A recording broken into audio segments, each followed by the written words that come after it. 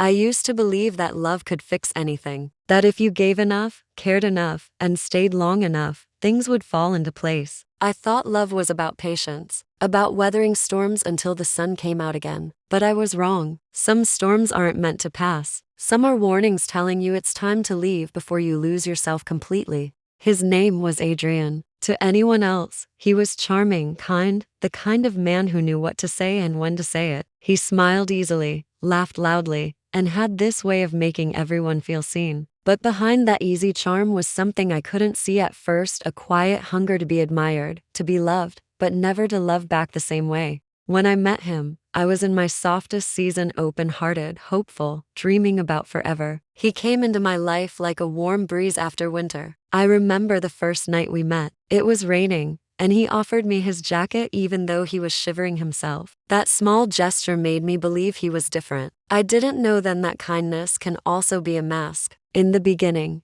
everything felt magical. Morning texts, late night calls, promises whispered under dim lights. He said all the right things. You're the only one I've ever felt this way about. I'd never hurt you. Words that, at the time, sounded like forever. I let my guard down because I wanted to believe him. And maybe, for a moment, he believed himself too. But love built on lies always starts to crack. It began with little things, unexplained silences, stories that didn't quite add up. The way his phone was always face down when we were together. I told myself I was overthinking. That's what he made me believe, that I was too emotional, too sensitive, too much. I started to shrink without realizing it. I stopped asking questions, stopped talking about my feelings, afraid of pushing him away. I learned to accept half love because I was scared of losing even that. Then one night, everything changed. It was late. I was sitting alone in our living room, waiting for him. He said he was out with friends, but something in me, some quiet voice I'd been ignoring for months, told me to look. My hands trembled as I picked up his phone,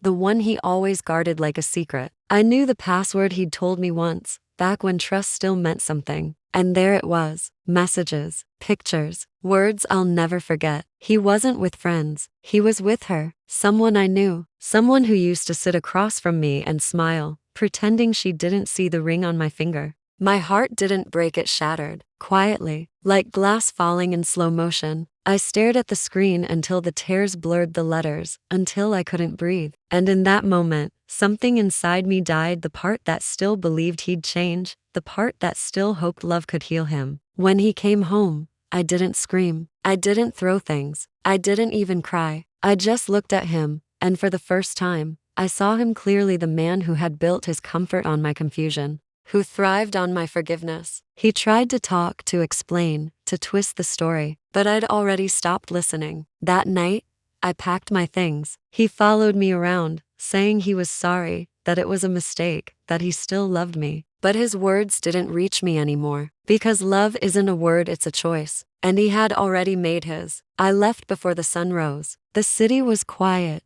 the streets still asleep. I remember driving aimlessly, my hands shaking on the wheel, trying to make sense of a life that no longer fit. I parked near the old pier, the place we once said would be ours forever. I sat there watching the waves crash against the rocks, feeling small but strangely free. For weeks after, I drifted through days like a ghost. Everything reminded me of him, songs, places, even the scent of rain. I deleted his number but memorized it anyway. I told myself I hated him, but the truth is, I missed the person I thought he was. Heartbreak does that to you. It makes you grieve not just the person, but the version of yourself that existed when you believed in them. Time passed, slowly, painfully. I rebuilt my days one breath at a time. Coffee in silence, long walks with my thoughts, nights staring at the ceiling, wondering when it would stop hurting. I started writing again, not for him, not for anyone, but for me. Every word I wrote was a step out of the darkness.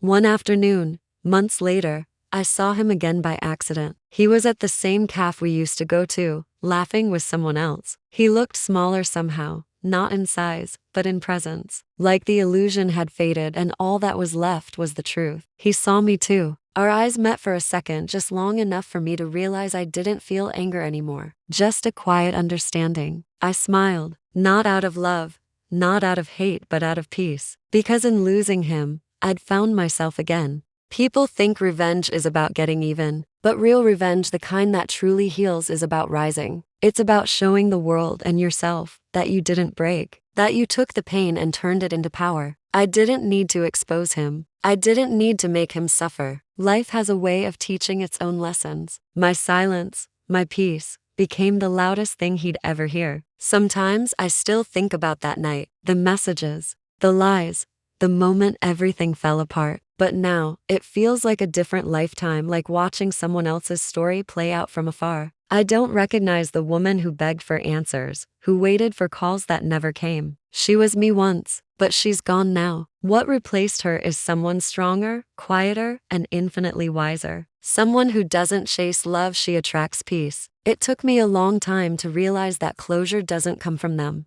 It comes from you. It comes from waking up one morning and realizing you no longer need their apology. And that's the moment I finally let go. Not dramatically, not with tears, just a deep breath, a quiet whisper to myself. It's over. You're free. Now, when I talk about him, there's no bitterness left, just gratitude. Because if he hadn't broken me, I would have never learned how to rebuild. If he hadn't lied, I would have never learned how to listen to my intuition. If he hadn't left, I would have never discovered how complete I already was. Some people enter your life as blessings, others as lessons. He was both. Love didn't fail me, it just redirected me toward myself, toward peace. If you've ever been there sitting in the dark, holding your broken pieces, wondering if you'll ever feel whole again, I want you to know this. You will. Not all at once, but piece by piece. You'll laugh again, dream again, trust again. You'll stop checking your phone. Stop replaying the past. Stop asking why. One day,